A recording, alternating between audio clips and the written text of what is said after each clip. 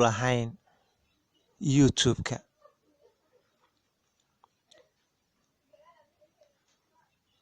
Assalaamu calaykum waraxmatullaahi tacaala wabarakaatuhu. Waan idin salaamay walaalaha Soomaaliyeed dhammaan meel kastoo daafaha dunida ka joogtaan.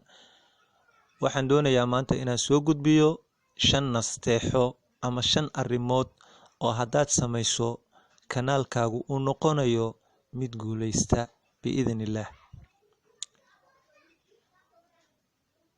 Sidaan ku bilaabayba videoga horudhiciisa inteena badan arrimahaas oo kale way naga dhex guuxaan, gaar ahaan marka ugu horeyso ee aan furano kanaal YouTube ah. Waxaan doonaynaa isla markiiba inaan helno subscribe, like, share, comments, waxyaabo badan aan doonaynaa, balse arrintaas ma la helo. sidaa darteeda waxaa la doonayaa 5 arrimood ee lagu sheegi doono in aad 5taas ku dhaqanto.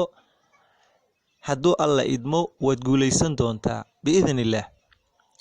arrinka koowaad waxa weeye in aad jeclaato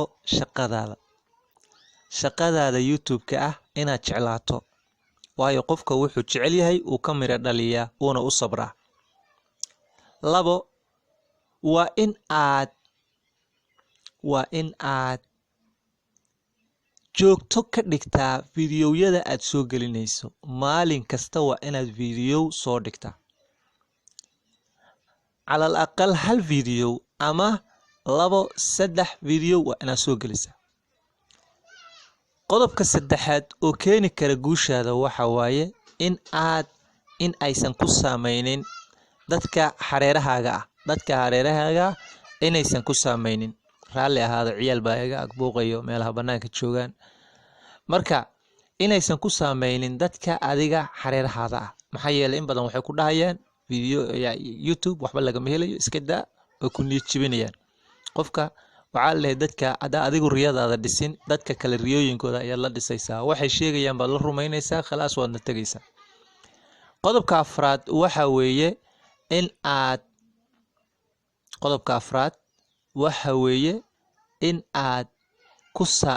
jeclaato yacni kanaalkaaga inta views ee uu helay, inta like ee uu helay, inta share ee uu helay, inta comments ee uu helay, inaad kuwaas fiirisaa la doonayaa, ee ma aha kanaalada kaa sareeyo inaad fiiriso.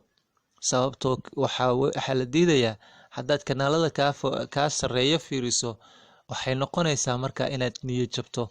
ha niyad jabin. 10 views maanta haddaa hesho ku qanac, beri 20 helaysaa, beri dambe 40 helaysaa, beri dambe 100 helaysaa, beri dambe 1,000 helaysaa. way iska tarayaan waxan. ka gudub. qodobka u dambeeyo oo 5aad oo guushaada xaqiijin kara ama fura u ah waxa weeye at-tawakkul cala Allah. inaad ilaahay tala saarato. haddaa qof muslima tahay oo ilaahay taqaano, ilaahay tala saaro. ilaahay muxuu yiri? waman yatawakkal cala Allah fahuwa xasbuh.